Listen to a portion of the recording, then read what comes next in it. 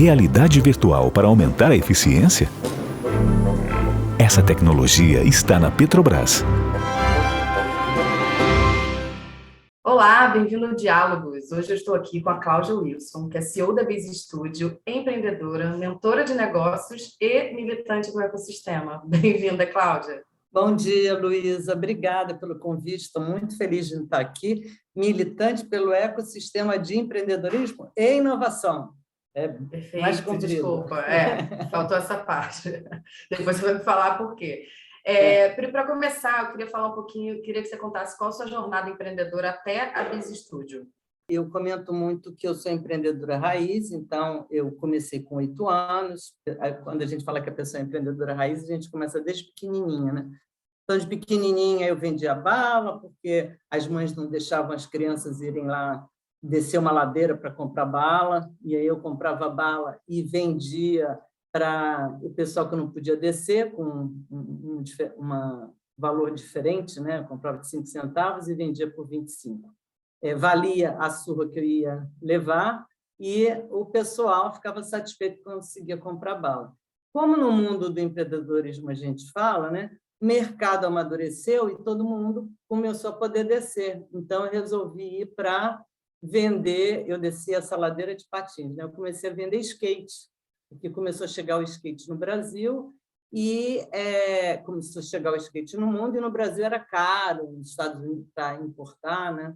E eu destruía os meus patins, que era o meu material minha ferramenta de venda da bala, eu destruí e comecei a vender skate. Também, nesse período, né, depois de um tempo, o skate começou a chegar no Brasil mais acessível. Aí eu passei para o carrinho de rolimã, fiquei no carrinho de rolimã em um tempo. Quem não conhece carrinho de rolimã, são umas tábuas com as rodas do patins, porque eu estressei o patins até o final. Depois, quando entrei na faculdade, eu fiz faculdade de tecnologia na PUC, né, TI. Quando entrei na faculdade, eu tive um momento de venda de roupa, e quando entrei realmente, 6 meses de faculdade, eu já comecei a trabalhar, eu estagiava e também comecei a atender alguns clientes da área de TI, né? Eu digo que eu já passei pelas 4 revoluções de tecnologia. Então, eu entrei na faculdade, a gente ainda estava naquele tempo de IBM, grande porte, e começou aquele movimento do pessoal passar para o micro. Eu tinha vários clientes que estavam nesse movimento. Depois do micro, a próxima onda que eu digo é a internet, também depois eu comento melhor, e agora a nova onda é a transformação digital, a digitalização do mundo, né? Então, durante todo esse período, eu tive tanto uma atuação executiva, trabalhei muito tempo no mercado segurador, e, ao mesmo tempo, eu também atuava como empresária, né? Conseguia lidar até os filhos nascerem. Quando os filhos nasceram, eu tive que escolher um deles.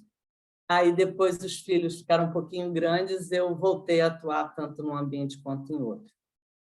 Aí, dentro dessa trajetória, na onda de internet, eu montei a EasyNet, que foi a primeira empresa de serviços corporativos, né? A gente fornecia acesso, que não tinha como fugir sobre isso, mas toda a infraestrutura, site, tudo que você possa imaginar em termos de internet, em 1995, a gente atuava, né? Uau. Foi um grande desafio, foi um momento da gente trazer a cultura de internet para o mercado brasileiro, foi um momento das empresas se entenderem qual era o posicionamento deles na internet. Muita gente partiu para o site, os sites não eram, às vezes, não tão adequados, e a gente foi construindo aí o que hoje a gente vê tão fácil, né? Na época, tive vários desafios, então, trazer a internet para o mercado de educação, o setor de educação. Então, tem coisa muito interessante, que naquela época, em 95, todo dia de manhã eu tinha que verificar sites de pornografia, porque a universidade que era minha cliente, os meninos faziam festa, né? E trazer essa cultura de internet e as empresas entenderem qual era o posicionamento delas e como elas iam ganhar dinheiro com isso. Neste período da EasyNet, eu também desenvolvia projetos, e um dos projetos foi apoio ao mercado segurador de combate à fraude e análise de risco.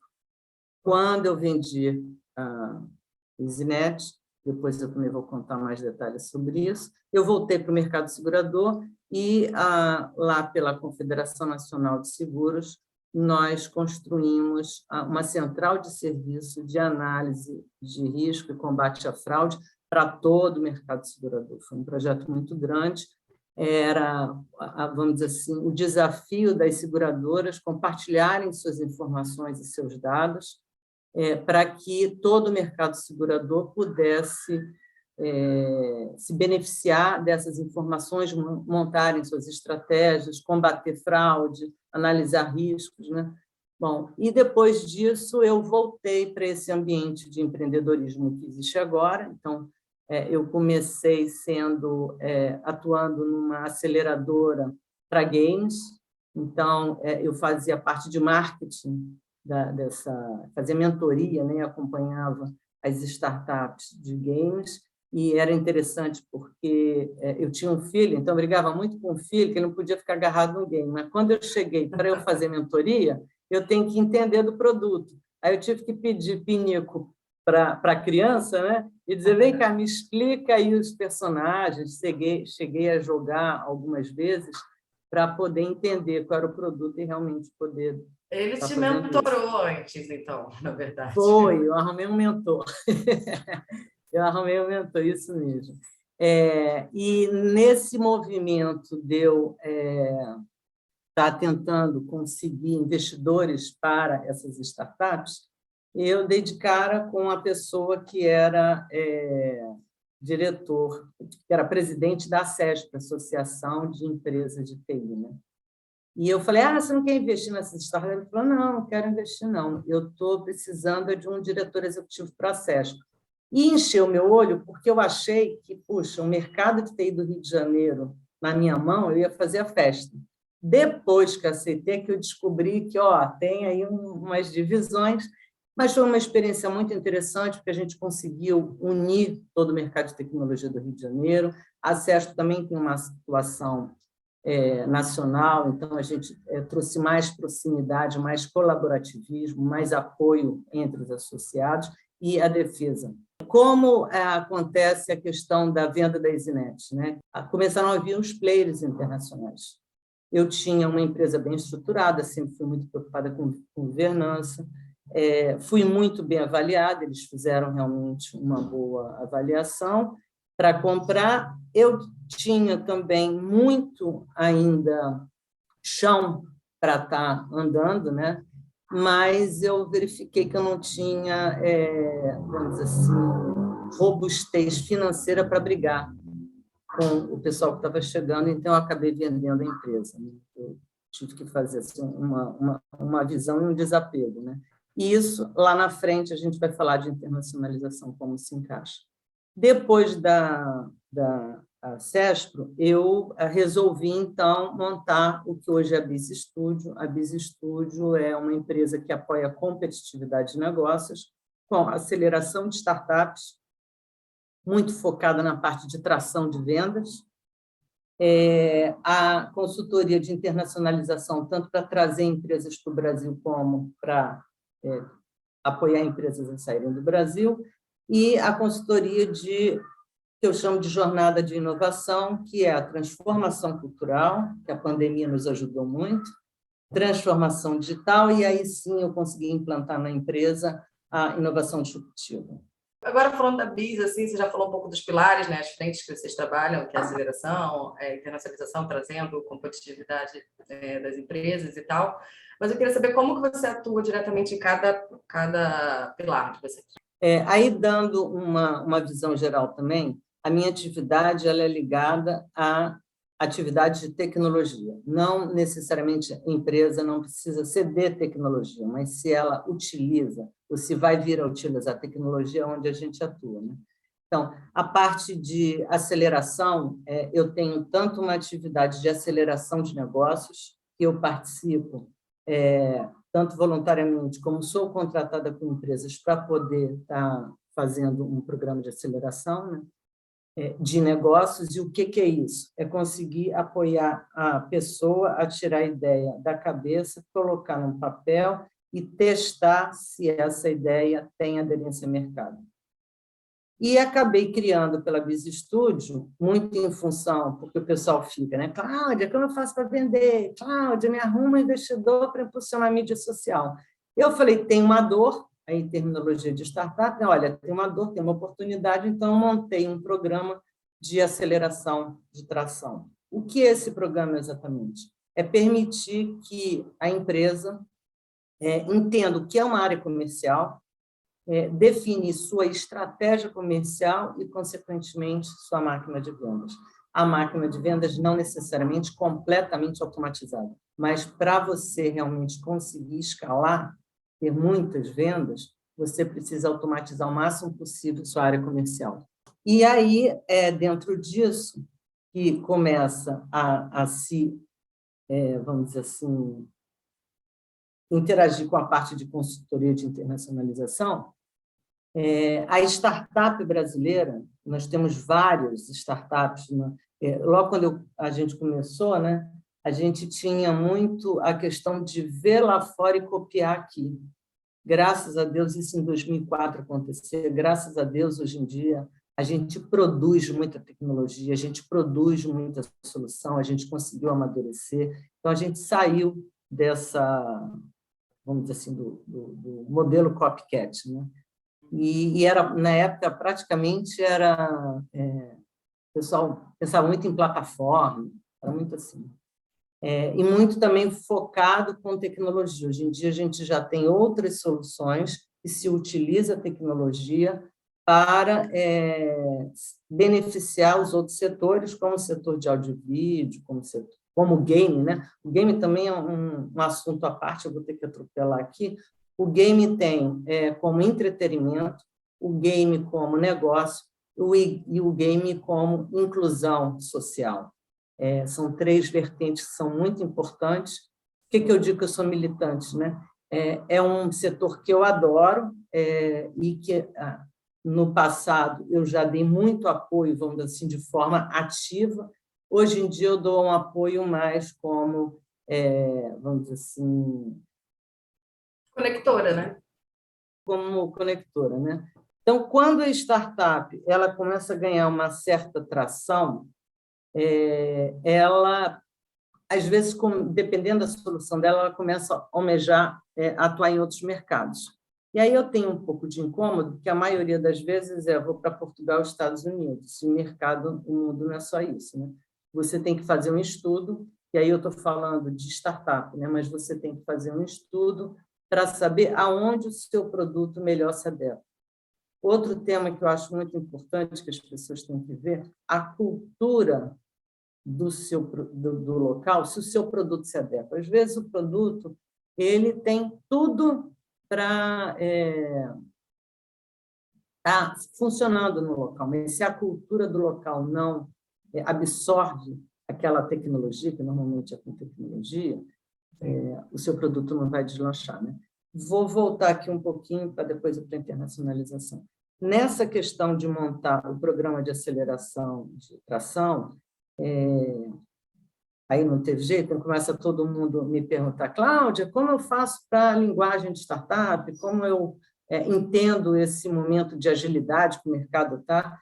E convidei um ex-funcionário até, que já tinha uma empresa, participa do programa de tração, para você pegar o linguajar. Na verdade, foi um achado, porque eu acabei descobrindo que as empresas estabelecidas também precisam reinventar e inovar a sua área comercial. Então, nesse programa, a gente também aceita, é um formato para startup, mas a gente aceita empresas estabelecidas e a gente já está rodando o programa há 2 anos, a gente já tem 40 startups graduadas, inclusive muitas, algumas, né, no entanto, do setor de audiovisual, que depois eu também gostaria de contar essa história aqui, né? Mas, então, aí dentro dessa história, essa empresa também quando começa a criar uma certa robustez de mercado, começa também a almejar mercados internacionais. Como eu estava falando, o brasileiro, a gente consegue, né, se adaptar e se adequar às coisas. Então, o brasileiro, muitas vezes, eles querem fazer, tanto startup quanto empresa estabelecida, como média e grande empresa, eles vão muito na oportunidade. Então, aparece uma oportunidade de atuar no mercado internacional, ele simplesmente não se organiza. Tem uma historinha que eu gosto de contar, que é o seguinte: o cara vai passar, sei lá, férias na Disney. O americano adora sentar do seu lado e perguntar: o que você faz? Aí, ali, durante o voo, eu digo: o que eu faço? E o americano: puxa, na minha cidade você ia arrebentar. E aí o brasileiro chega de volta em casa, tira toda a roupa de férias, coloca paletó de gravata e se manda para a cidade para o americano bater o papo com ele. Ele não se planeja com nada, ele não se organiza, ele não se certifica que é realmente o que o americano disse que é o máximo, realmente é, e aí ele se manda para lá. 3 meses depois ele volta dizendo: o mercado americano é horrível. Gente, qualquer mercado é bom desde que você faça uma estratégia. Então, a principal atividade do BIS Global, que é a minha área de internacionalização, é fazer o seu planejamento estratégico para a aquisição de novos mercados. Parênteses. Também é importante que o empresário se prepare para defender o mercado doméstico, que foi o que aconteceu comigo lá atrás. Eu não tinha robustez para brigar com as empresas que estavam vindo lá fora, que eu gosto de chamar os viking expatriados. O viking é aquele guerreiro que entra, acaba com todo o mercado e vai embora. O viking expatriado não, ele continua aqui. Então, essas empresas internacionais, como o Brasil tem ondas econômicas bem acentuadas, quando a gente está numa onda bem baixa, os investidores, as empresas internacionais veem a gente como uma excelente oportunidade e eles vêm aqui realmente para fazer a festa, né? Então, primeiro, você tem que evitar de ser engolido por uma empresa dessa. Segundo, você pode ter robustez suficiente para uma empresa dessa querer fazer uma joint venture com você. Olha que interessante. Só que para isso você tem que ter organização, você tem que ter competitividade global, senão você não vai ser atraente para a empresa externa, né? Quais são os maiores desafios que você acha das empresas brasileiras nessa internacionalização, né? Assim, tem fora o cultural, de você se planejar, de você ver se tem aderência no mercado, de você ver quem são esses investidores, se eles vão embora ou não, né? A primeira coisa é realmente planejar, estudar qual seria o melhor local para ele ir. Às vezes, tem países ali na Europa Oriental que são muito similares a gente. A cultura é um pouco diferente, mas os nossos produtos têm aderência lá. Então, o pessoal esquece de olhar para lá. A América do Sul, puxa, tem vários países que são de outra língua, mas eles são mais parecidos com a gente. Às vezes, também, você não pode e nem deve fazer um tiro só. É comum, o pessoal, isso é um hub interessante que tem aqui, o Chile. Você faz um movimento para o Chile e do Chile você tem acesso excelente à Europa, muito para a Inglaterra. A parte do planejamento é um desafio, o segundo desafio é como você se tornar competitivo no mercado onde você vai estar atuando. Mesmo Rio para São Paulo é desse jeito, imagina Rio para qualquer outro mercado, né? Ou Brasil para qualquer outro mercado. E aí a gente cai na questão da inovação. Então, é importante que você consiga identificar quais vão ser os seus diferenciais competitivos. Uma tecnologia emergente é um diferencial competitivo, não necessariamente uma inovação. Inovação e tecnologia emergente são coisas diferentes. Uma inovação você pode ser um diferencial competitivo. A questão do preço, ele é meio relativo, porque, na verdade, você tem que entender que você tem que tanto manter a sua base aqui, como também você está fazendo lá de fora, né? Não se consegue fazer internacionalização com menos de 2 anos.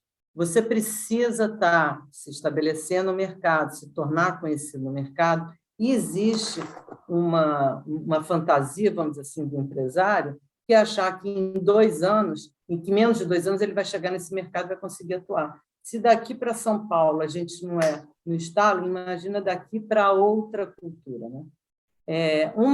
Aí você voltando à parte de internacionalização de startup, a startup ela tem algumas, vamos dizer assim, vantagens que a gente pode estar destacando, né? Como ela está participando em polos tecnológicos que tem no mundo inteiro,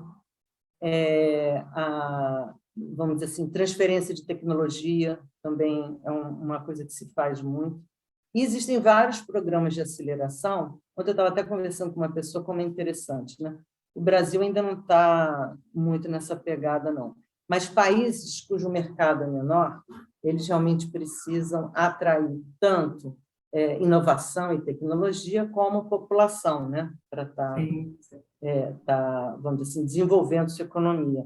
E aí há vários países que da bolsa, dá apoio durante 1, 2 anos, e que as startups, às vezes, podem aproveitar esses programas de incentivo para estarem vendo que outros países elas podem estar atuando. Mas, voltando, não pensa no dinheiro. Às vezes, o dinheiro é muito grande e você não tem nada que fazer naquele mercado. Como que vocês da Business acompanham até se concretizar, eles estarem lá sozinhos, andando, já caminhando, faturando e vendo que realmente deu certo a internacionalização? Sim. O que acontece, né? Primeiro é a gente conseguir, que eu diria, convencer o empresário que ele tem que fazer um planejamento estratégico, que ele tem que fazer uma previsão orçamentária, porque, entre aspas, ele vai dividir os recursos em mais de uma ação.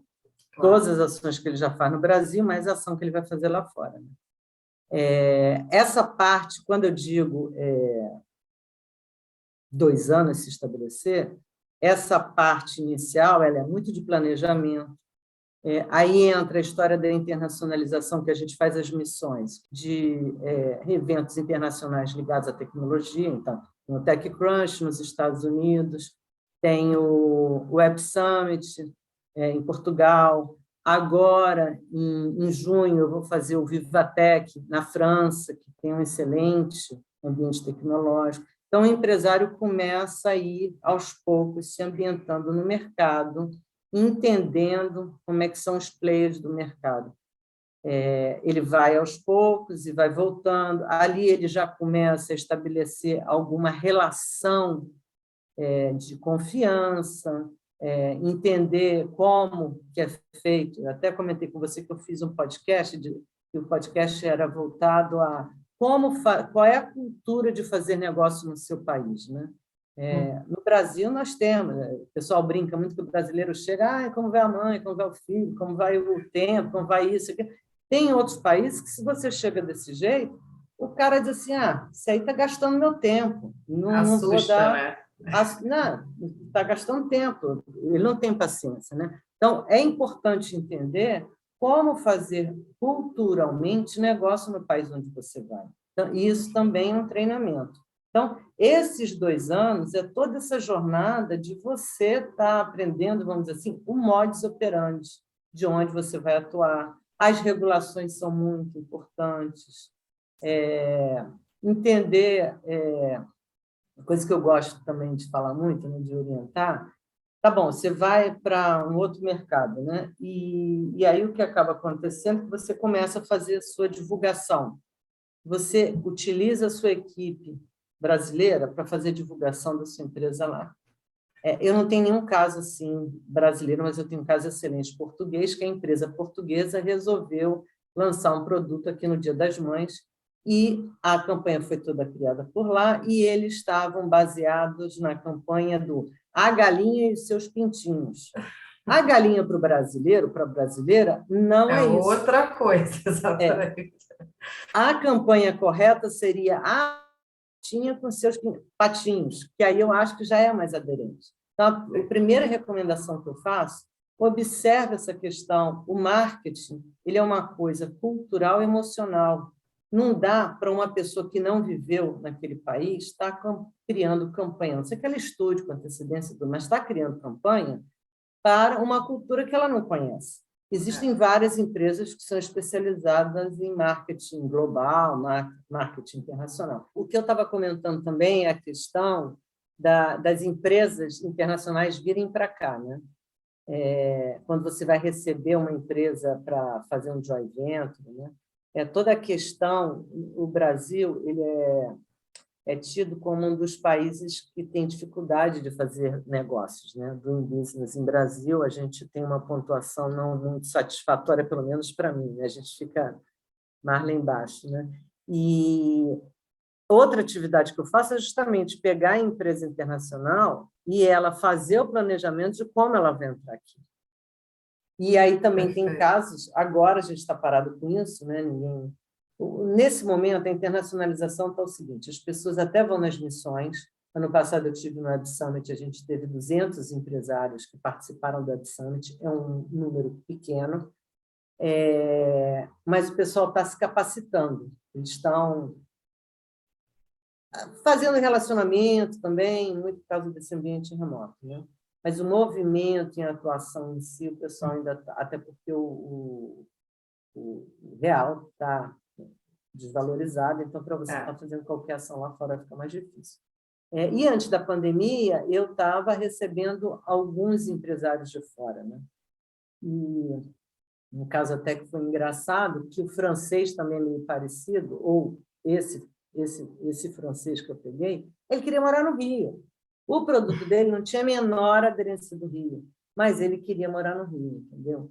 Então, essas coisas também, pau que bate em Chico, bate em Francisco também. Isso aí também, às vezes, acontece, né? Mas, nesse momento que a gente tem feito, o empresário brasileiro tem se capacitado, tem feito muita cursos e programas de internacionalização. Eles têm expandido de uma forma, na verdade, nem sempre com alta taxa de sucesso, mas eles estão expandindo o networking deles. E esses eventos internacionais eles estão voltando. Então, eu acredito que agora, em 2022, a gente vai conseguir levar mais empresários para essas missões, e em 2023 ficar mais tranquilo. Ele precisa degustar o ambiente onde ele vai. Ele precisa entender. Vai de encontro até agora com a minha próxima pergunta também, que é sobre as missões, né? Eu ia perguntar como vocês mapeiam esses locais para as missões. Você já respondeu que tem a ver com os grandes eventos para movimentar. Com grandes eventos de inovação e tecnologia. Exatamente, para fazer esse match. Eu te faço aí mais ou menos um resumo, mas tem em Austin, em março, que é o SXSW. SXSW, você sabe, né? Tem também de tecnologia Collision, no Canadá. Aí a gente vai também para setembro, em São Francisco. O Web Summit em novembro. Também também em novembro a gente tem Cidades Inteligentes. Tem os eventos de games, que aí no Canadá eu não tenho aqui o calendário exato, mas em todos esses eventos também o game é explorado, o audiovisual nem tanto, mas o game também é explorado. E no Brasil a gente tem eventos como o Rio 2C, muito focado. No Rio de Janeiro a gente teve aí o Rio Innovation Week, que vai ter outra edição, e vários outros eventos que a própria CESP faz. Eu estava antes numa reunião da CESP, nós temos 7 eventos que a gente realiza por ano, setoriais. Né? E como é que você faz essas chamadas desses grupos, né? Assim, são chamadas abertas ou são para grupos fechados? Como é que você mapeiam essas pessoas também que têm interesse em internacionalização? Tem tantas chamadas fechadas, às vezes eu sou procurada por instituições que querem estar fornecendo para os seus associados ou para os seus filiados a oportunidade de ter uma experiência dessa, como também eu faço divulgação, óbvio, nas mídias sociais.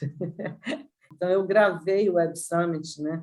Como que o Web Summit funciona, quem eram os brasileiros que estavam lá. Sim, uns vídeos curtinhos, mas eu acho que deu uma grande noção do que é, e acredito que isso acaba empolgando o pessoal para ir na próxima edição. Então, é um verdadeiro borbulhar do ecossistema, né? É super Sim, importante, porque às vezes a pessoa não quer nem internacionalizar, mas quer essa experiência de fazer um networking e de começar a flertar ali, né? Com sim. outras soluções. E o importante que eu sempre volto, entender como funciona lá fora para você defender o seu mercado doméstico. Gente, não tem jeito. A gente tem uma, vamos dizer assim, uma sorte, né, de que o nosso país é continental, mas os outros países são pequenos, eles precisam ir para outros mercados. E o Brasil, ele tem essa dificuldade do doing business, que está melhorando cada ano mais, mas é um país muito visado. É uma oportunidade muito boa. Em termos de, por exemplo, mobile, de digitalização, nós somos o quarto mercado no mundo. Então, o Brasil ele é muito visado em todos os setores. E setor de game, audiovisual, que são mais ligados, vamos dizer assim, à indústria criativa, são mais visados ainda.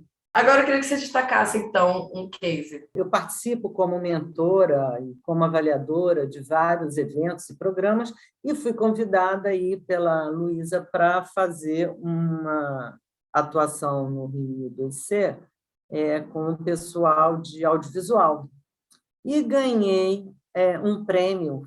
Acompanhei algumas empresas, mas eu digo que eu ganhei um prêmio porque uma das startups era, na época, a RNA. Então, a RNA era uma empresa focada com a parte de audiovisual, captação de recursos, execução de vídeos, né, de filmes. E, após, a gente fez lá uma mentoria, e após o evento, eu continuei fazendo um programa de aceleração. No caso deles, foi um programa de aceleração personalizado. E a primeira coisa foi tirar esse nome RNA. O que RNA significa, né? A primeira providência foi a gente provocar como que eles arrumassem, como eles iriam batizar a empresa com um nome que trouxesse mais identidade da empresa. Então, virou a Tine, que é uma das formigas que são responsáveis por estar captando recursos para a sobrevivência e sustentabilidade, que tem tudo a ver com a Tina. A Tina também ela é uma startup que está trazendo para o mercado de audiovisual uma grande disruptura. Eles pretendem utilizar a tecnologia de blockchain para poder acompanhar toda a execução de filmes patrocinados. Então, toda essa questão, né, de como, quem patrocinou, para onde foi o recurso, né? Eu sou suspeita. Então, nós passamos um ano fazendo um trabalho com eles, deles entenderem. Primeira coisa que eu faço, não tem jeito, quais são suas forças, suas fraquezas, qual é o mercado exatamente que você quer atuar. Muitas vezes a startup chega, a gente tem que pensar grande, a gente tem que começar no focado. Então, uma estratégia de qual é o início, né? Por onde que eles vão começar. E eles estão, rodando aí o projeto deles, ainda estão em fase de captação de recursos para a execução de um filme utilizando a plataforma, é bem interessante, né? Mas foi um trabalho muito bom que foi feito, um trabalho em que, durante os primeiros 6 meses, de 15 em 15 dias, a gente se encontrava por 1h30, e depois, nos outros 6 meses, deu um espaço maior, e acabou o nosso contrato, mas eu não consigo desvincular, vira e mexe, a gente continua aí trocando. Aí a militante fala mais alto. Aí a militante fala mais alto, que é um caso sério. Eu queria perguntar, então, quer dizer, na verdade, pedir dicas, apesar de você já ter dado várias dicas, dicas para os empreendedores que estão começando nessa jornada agora, nessa fase de validação. A parte da validação, gente, eu tenho um processo, normalmente eu já acompanho, que você valida a ideia, valida o problema, valida a solução, tem toda uma metodologia para isso, mas até então você não gasta um tostão em desenvolver nada. Não desenvolve. Você está validando e está identificando. Essa parte aqui é a parte mais importante que existe, só que o pessoal, eu entendo, eu também sou empreendedora, eu brinco muito, faça o que eu digo, porque eu faço o que eu falo, porque eu sou como vocês, entendeu? Então, o que acaba acontecendo? A gente fica empolgado com a ideia logo funcionando. Só que, muitas vezes, quando a gente coloca a ideia precipitadamente no mercado, o que acaba acontecendo é que você rasga dinheiro. Então, esse período de validação em que se não desenvolve nada, que a gente, na verdade, faz muita pesquisa, ele é longo, mas lá na frente ele vai te dar o ganho. Eu tenho uma palestra que é Dinossauro, Unicórnio e Barata. Essa palestra, no fundo, o resultado dela é mostrando como antigamente as empresas desenvolviam um produto, como hoje em dia a startup desenvolve o produto, que é de uma forma completamente diferente. A empresa estabelecida ela leva algum tempo, sei lá, 1 ano depois, quando ela lança o produto no mercado, o produto não tem aderência, ou a ideia já passou, um concorrente já chegou. A startup ela já faz de outra maneira, ela vai lançando o tal do MVP, os pedacinhos, e a partir do MVP ela já vai testando no mercado. Quando ela finaliza o produto, ela só tem que escalar, vender muito, detonar o mercado. E a barata nessa história toda é aquela que se adapta a qualquer coisa no hecatombe, entendeu? Ela se vira, né? Mas essa palestra ela é muito interessante para os empresários identificarem qual é a diferença de metodologia de desenvolvimento de projeto que antigamente se tinha e que se está utilizando hoje, que tem apresentado mais sucesso. É óbvio que se ela está tão bem explorada no mercado, é porque ela tem apresentado mais sucesso, né? Mas a minha dica justamente é gaste tempo validando o mercado, validando a ideia. Não desenvolva nada antes do tempo, senão você gasta dinheiro. A Tina mesmo foi uma que eles estavam empolgados, já estavam assim, quase, mês que vem a gente lança o produto. Calma aí, vamos voltar aqui, vamos entender realmente o que é. Uma coisa que eu falo muito, na Revolução Industrial, né? Aí todo mundo, lá vem Cláudia contar a história. Na Revolução Industrial, a gente tinha muita demanda e pouco produto. Hoje em dia, gente, a gente tem muita demanda e muito produto. O seu cliente tem que saber que você é aquela empresa que pode resolver o problema dele. Ele tem que ser dependente de você. Como é que você faz isso? Aí tem várias técnicas, várias metodologias que se desenvolvem, mas o principal é que o cliente vai achar em determinado momento que ele é o único cliente da sua empresa. E aí ele se sente, né? Pô, sou o único cliente daquela empresa. Na verdade, não é. A gente consegue utilizar vários recursos para atender todas as necessidades e os desejos dele, ele se sentindo VIP, ele e todos os outros clientes que a gente tem aí numa escala bem grande e a tecnologia que permite que você faça isso. Perfeito. E agora, para finalizar, está muito bom o nosso papo, não queria finalizar, mas eu queria que você pedisse uma última dica, que são para as startups que estão em busca de internacionalização. Para uma startup se internacionalizar, gente, primeiro ela tem que ter validado muito o mercado dela aqui, porque ela tem que entender que o que ela ganhar aqui vai ter que dar um sustento para ela no outro país que ela vai atuar. Por mais que se ganhe apoio financeiro em outros países, o apoio é baixinho. Mal dá para pagar um quarto, ou às vezes um estúdio, né? Então, ela tem que ter essa consciência. A segunda é toda essa questão de que quanto que o produto dela tem aderência no mercado. Mas tem que planejar, tem que analisar. Eu sou acelerada, né? E eu sei que isso, por isso que eu também tenho uma aceleradora. Eu sei que essa aceleração que a gente fica numa ansiedade, mas dá um sossego, planeja, analisa com calma e vai dando os passos. Não estou dizendo para não ir rápido, não, entendeu? Mas vá rápido de acordo com, vamos dizer assim, a visão que você tem do que vai acontecer. Não dá passo às cegas, porque vai dar água, entendeu? Vai se ferrar.